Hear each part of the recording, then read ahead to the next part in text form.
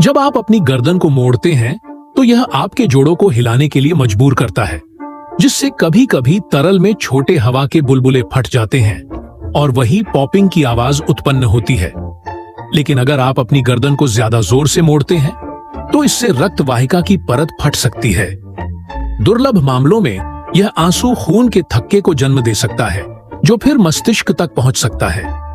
वहां जाकर यह थक्का खून के बहाव को रोक सकता है और स्ट्रोक का कारण बन सकता है।